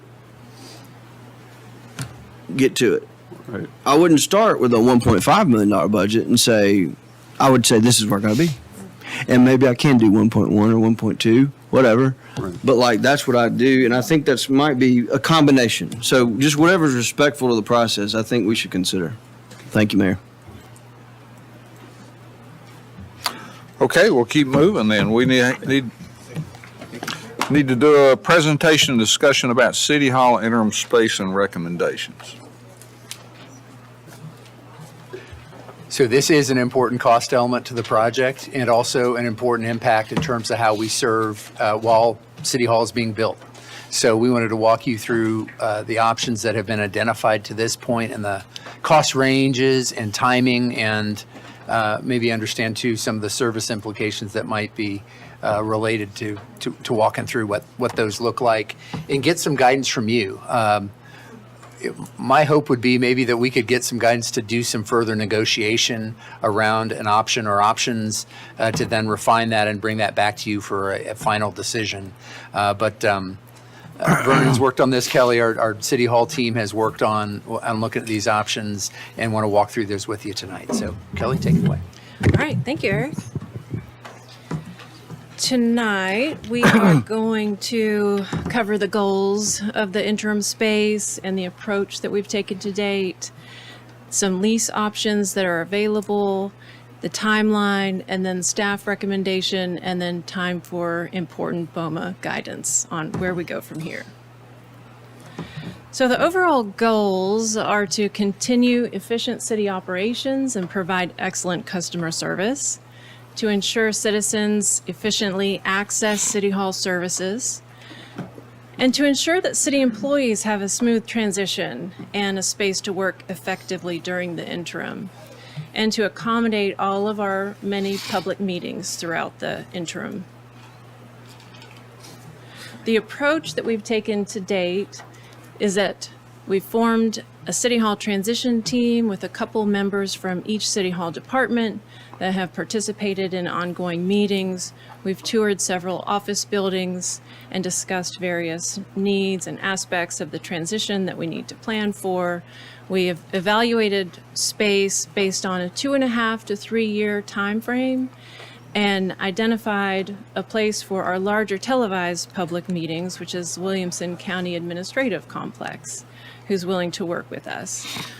And then we've communicated with representatives with available office spaces. So next we'll go through some of those. This is an overview of about 5 different approaches. A couple spaces in and around Cool Springs. There are likely other spaces that are available in Cool Springs as well, so this is representative of the overall cost of some lease space in Cool Springs. And the costs that you'll see are based on a 3 year term. So If our construction phase moves more quickly, we'll have less time in the interim space, and that leads to cost savings there as well. So there's direct impact. So going through some of these, the first one is 1021 Windcross Court. It's off of Cool Springs Boulevard, adjacent to MacHatcher Parkway. It's also next to the Artesa development. It's an office building that has 3 floors, 62,500 square feet, and handles staff on site. There's ample parking. It's an empty space right now, so it would need to be designed and furnished, which is also part of the cost of this. And also fiber would need to be run to the building, so there's not quite access right there for that. So the estimated lease cost plus furnishings for the whole building like this is $6.2 million for that 3-year time frame. And right before we published this packet, we learned that this building is now on the market for sale. More than 6.2 million. I don't know. I don't know. So the next site is 455 Duke Drive. It is the former Verizon call center. It's the second floor that's available in that, and that is up to 100,000 square feet on the second floor alone. It would handle staff on site. It has ample parking. It is also an empty space, so it would need designed and furnished, which is in that cost, plus fiber would be run to the building. And the estimated lease cost plus furnishings for that is $8.2 million. But if there's less space that's needed, which there likely would be, that cost would come down. But we would know that after the space is fully designed on what our space needs are. Kelly, is the furnishings for both buildings the same Yes. cost? Okay. Yes. And this one is available for lease now. This third option is 722 Columbia Avenue. It includes 3 different buildings. It's located between 7th Avenue South and 9th Avenue South, with a partial office building facing Columbia. That's the First Bank building, a 3-story building and parking garage behind that faces the police station and its parking garage, and then the white building, which is on 9th Avenue as well, that is a smaller office space. So all 3 of those spaces combined are 35,300 square feet, and it has 149 workstations in there already. It's fully furnished with the opportunity to add additional workspaces in some of the larger office spaces. It handles staff with some hybrid flexibility. Parking is on-site and off-site. It's already furnished, and it has fiber access already. The estimated lease cost for 3 years is $3.9 million, and that's available January 1st, 2025, which does better work with our timeframes that we're needing. The next one is 507 New Highway 96 West. It is the soon-to-be former Franklin Special School District administrative offices. This is a smaller building. It's almost 8,000 square feet and has 19 existing workstations with some ability to add more. This one obviously doesn't meet the needs for our whole city staff, but it could be supplementary, complementary to the overall needs that we have with a more direct customer interface with utility billing and revenues. There's some parking there. It is already furnished. It has fiber access. The lease cost is to be determined. We don't have that figure at this time, and it would be available in the spring of 2025 following the completion of their new administrative offices on Eddy Lane. And last, a modular office unit approach. It would possibly be 14 to 16 modular units to be located on various city properties. It could handle full staff based on the number of units that we would need. Parking is to be determined, however. They come fully furnished, and you can set them on the ground. but they also have additional costs like utilities and possibly more parking for those uses. Fiber needs would also be to be determined as well based on where the location of these might be. The estimated lease cost for that is $5.5 million for the 3 years, and we would need to work further on identifying locations of those temporary modular units. And I'm going to turn it over to Vernon. Thank you, Kelly. And I do want to emphasize a couple things before I explain a little bit more about the work that's been done. First of all, for over a year, there have been representatives from each city department in City Hall, known as the transition team, talking about, the space needs, how to move, what we need, what we don't need, what can we do with remote work.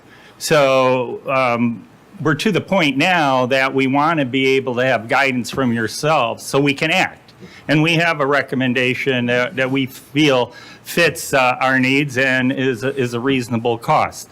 The second thing that's really most important is I want to tag on to what Chris and Derek had said.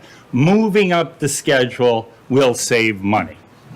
And by this time next year, we should be out of this building so that we can demolish this building by the fall and allow our CMAR, Chris and Derek, and our design team to look at early release packages that get them on this site. And that translates into significant dollars. So as you think about this,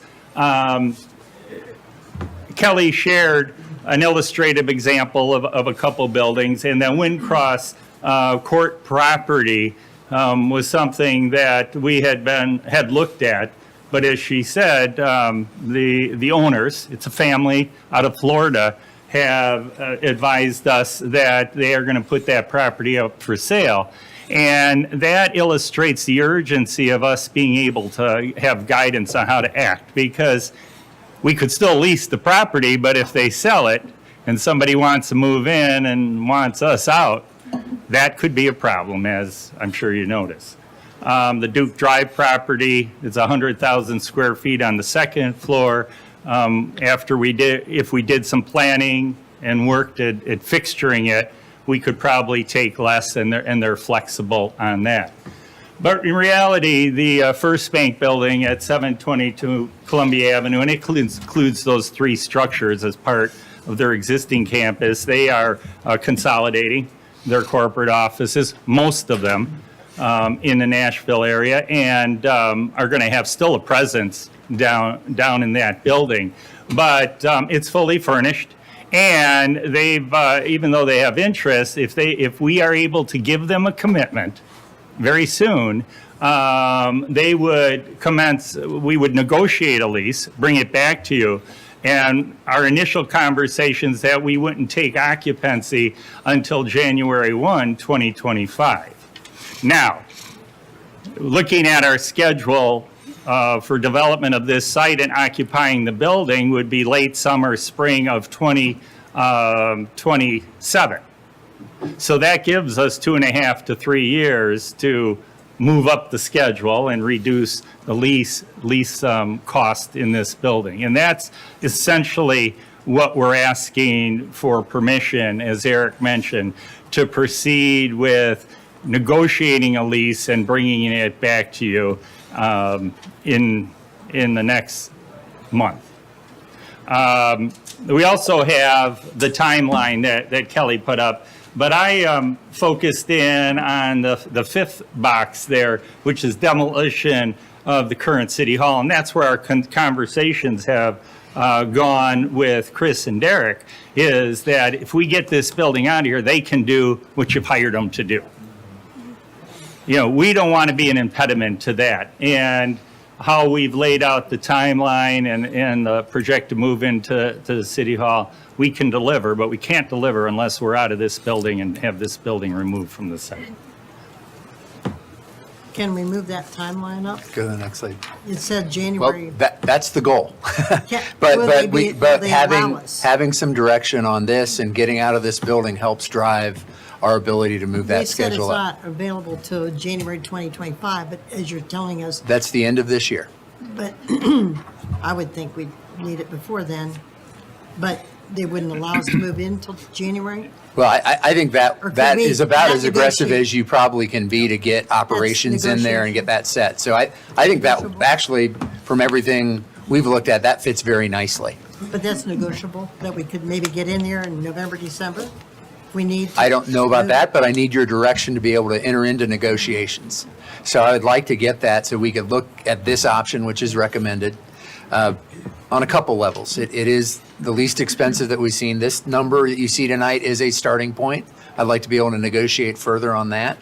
And also the opportunity that we might be able to pair it with the Franklin Special School District Administrative Building as an option for, especially as a customer service hub type of location. But collectively, that we could get there in a timing that fits the project, helps us move this forward and have the opportunity to advance the project sooner, which saves us money. One of the numbers that is stuck in my head we looked at is just on an inflationary basis, every month is about $230,000. So that means every month we can cut off of there, we're saving that on an inflationary basis. Or on the flip side, every month we're delayed because of something happens that costs us. So just keeping that in mind, and if the board is comfortable with this recommendation, ultimately we'd bring back a complete proposal for you to vote on and make a decision on. But if we can get guidance tonight to look at this option and develop it further, both in terms of cost, timing, and the logistics of how that would fit our services to the community, we'd love to have that. Couple things I would highlight that maybe didn't quite get touched on. The proximity to our police administration building is nice. We've got the community room there and parking and some other things that we could leverage. Also, within that facility, the First Bank facility, again, we'd be occupying kind of the southern portion of it. There is a large training room that they have. That provides a lot of opportunity for us to use for smaller committee meetings, for other gatherings. It really works well. I've had the opportunity to walk through it. Kelly made the point, there are a number of offices that right now is a one-person office that could easily be broken into 2 or even 3 because of the size of it and just looking at how we could work with that. And that, along with some things we've learned and being able to work in a hybrid environment, I think allows us to use that smaller space effectively in this interim period. So with that, that's our recommendation. If the board is comfortable with that direction, we'll start to flesh out those details and bring something back to you as soon as we can. I wanted to say that, Mr. Mayor, if you really logically look at all this stuff, that looks like a best first of all, the cost is amazing. Second of all, the location is good, near our police station, near downtown, near the courts, near the hub of the area where we are. Could you please expound on if you see, well, first of all, I think I'd like to know how many spaces are in that parking garage. I also think the Franklin Special School District would be a great place to have customer service so people could easily come and go and pay bills and do things like that off-site. But could you tell us if there's any real drawbacks or any cons that you see that we would have to deal with or would be a negative that stands out to you, Eric? Yeah, or Vernon? let the rest of the team weigh in too, but the things I would say that I see is it's just, you're in 3 different, they're close to each other, but they're 3 different locations, so you got a little bit of fragmentation there. We need to get exactly the number of parking spaces we would have in that garage, because the bank will still have some operations in the northern portion of that main building on Columbia. But, you know, it works well. We would just, it'd be like a little campus, if you will, with those 3 locations, because the garage is wrapped with some office, and then we've got the office in the main building, and then the White House, as it's called, which is lease space for them that could be available mayor's to us. place, right? Yeah, so The White House. all of those, we looked at it Smiling enough to know that we can make it work with our folks. It's not perfect in terms of the proximities, and you're going to have to do a little bit of, going between different buildings to make it work. What you do for a But good by and price. large, it will work well. and serve the community well, and the location is, I think, a really nice one for us. Alderman Anything Baggett, else you and wanna add to I've got Yeah. Alderman Potts. I just want to add on, it's something that I failed to mention, and Eric touched on, being able to accommodate training and our boards and commissions that meet. As far as Board of Mayor and Alderman meetings, Historic Zoning Commission meetings, the Planning Commission meetings, maybe Board of Zoning Appeals that are televised, we've contacted and talked to the county of using their facility because they are equipped to have the video and audio and access to the cable channels. So that is part of our ability in negotiating a lease to understand the space and then implementing a lot of the ideas that the transition team came up with so we have a smooth transition. And the board meetings and planning commission meetings in particular fit well with the existing county commission and other and school board. So yeah, at this point, those elements for sure fit well, and that training space in this First Bank building could meet a lot of other needs. What about all our equipment down here that we have now? We could not transfer that to some place that we could just set it up?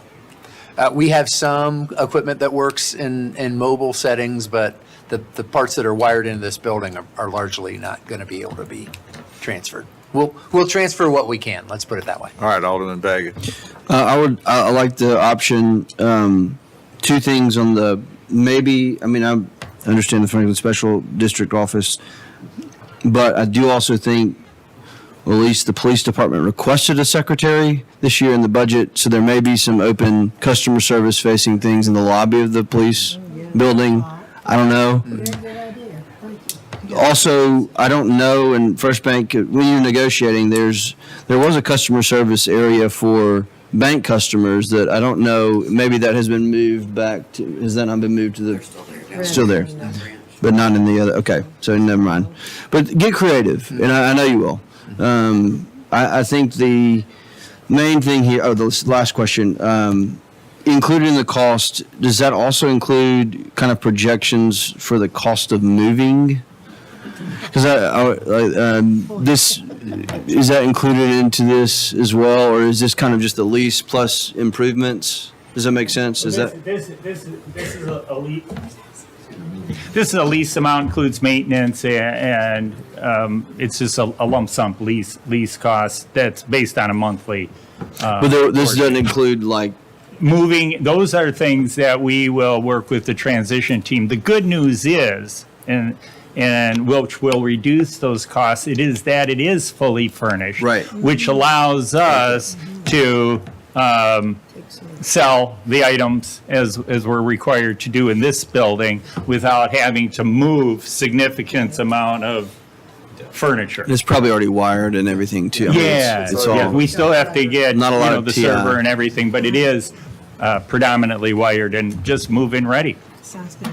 That's a big thing. It's a huge thing. Permission to negotiate, though. I mean, I think Yeah.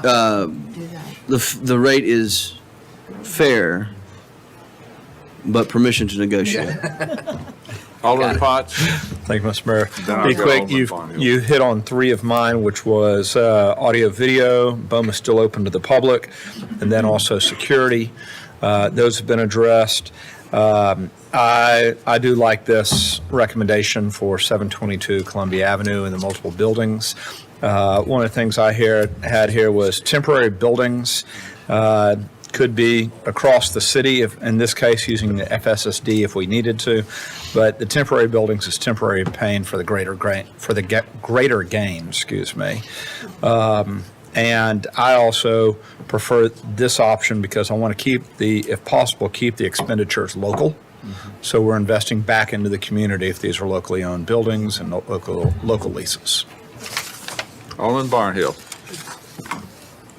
One of the questions that I had was a space big enough to accommodate the Board of Mayor and Alderman meeting. I think you've addressed that.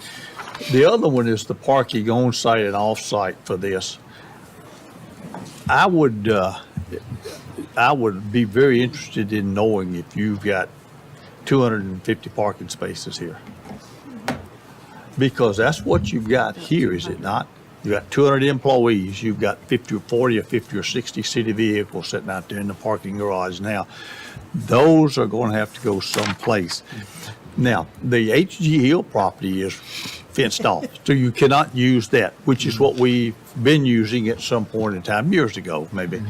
But I would be interested to see if you've got that many parking places on that, plus would you've got to have somebody else here that is coming down for a meeting or a meeting someplace, whether you've got enough parking in those three areas right there to accommodate the parking on-site and off-site. And where is the off-site parking? Do you know? We have ideas, but until we can negotiate a lease that you're favorable in approving, we'll bring back, now that you've given us guidance, we'll answer that question to you, because part of this is, in the time frame to move in, is respecting the First Bank team and how they're adjusting their operations. And also, they're going to separate this space, whether they lease it to us or somebody else. They've got to do some interior renovations to keep their operation separate and secure as well. But that is on our mind, and we'll bring something back when we bring that lease back for you. We've also got an empty parking deck, or not empty, and a transit stop right next to this building. So maybe. Yeah. There are some options for off-site too that we'll Yes, develop that further. we've knowing looked at some and have some ideas. Don't want to go too far. The mayor may have some in his. That was. I'm going to be hard to negotiate with my spot. So bring a lot of money. Item 12 is awarding a construction contract in the amount of $7,830,530 to Garney for the Lewisburg Avenue downtown area water and sewer improvement project. Is everybody good with that one? This We're is one gonna that's bring back 65% funded by the ARPA dollars that we got in the competitive program, or the secondary program. This is the direct allocation. Yes. That's not what the memo says. Okay. I will change that. Yeah. And then item 13 we'll bring back, and then 14 is a wine and grocery store. Sure. So we'll see you back. Bring that one back. Yeah. Wine in the grocery store. All right. See you at Thank you. 7:15.